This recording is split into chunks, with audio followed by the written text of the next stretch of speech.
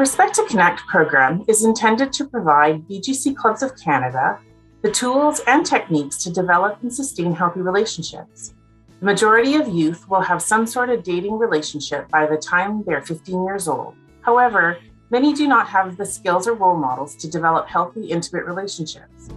The Respect2Connect program takes a positive, strengths-based, and trauma-informed perspective to help youth develop skills that will help them navigate healthy relationships of all kinds. Ultimately, the Respect2Connect program is rooted in the belief that everyone has a basic human right to healthy, positive relationships.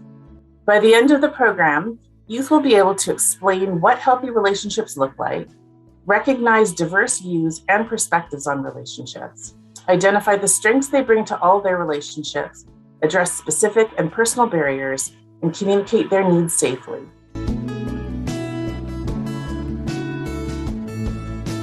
Initially, youth are a little bit hesitant to walk through that door and sign up for a relationship program. But once they come through the door, once they get engaged in the program, they keep coming back every week because it is something that is relevant to their life. They have lots of friendships, they have family relationships, peer relationships, and they're also developing those intimate partner relationships. So this is something that is really important in their lives and relevant to where they're at. And it's a critical time to reinforce healthy relationship practices.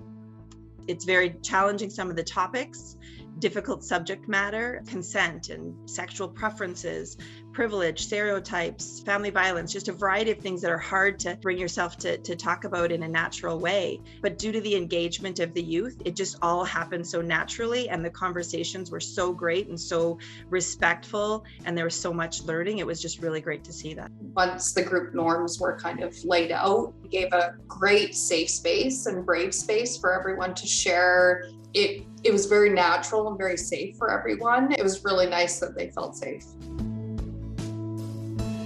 And I think from that foundation of establishing group norms and through developing trusting relationships with the youth, you're able to have some of those more challenging conversations and adjust the program facilitation and presentation style for the youth that you're working with. So we have been able to be flexible and adjust our program delivery style to the youth that we're working with so that it meets their needs and they're able to learn in the way that they learn best and pull information that is relevant for themselves.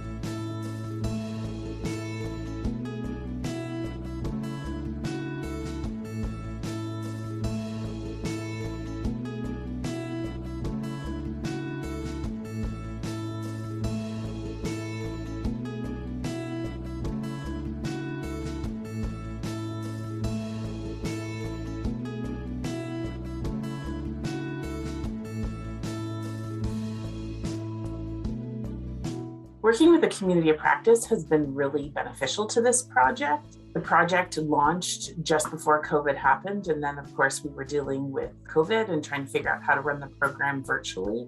And through working with the community of practice, we were able to get tips and tricks and have some research about the best way to run the program. This is a program that really is talking about, some pretty deep subjects, and how do you do that online and virtually in order to, make sure that your participants are safe in an environment that you don't really know. So working with the community of practice was really helpful for that. This is a project where I learned from everybody around the table, and it's been, I feel really grateful to have that ability to learn from program developers across the country as to what the best practices are in this topic.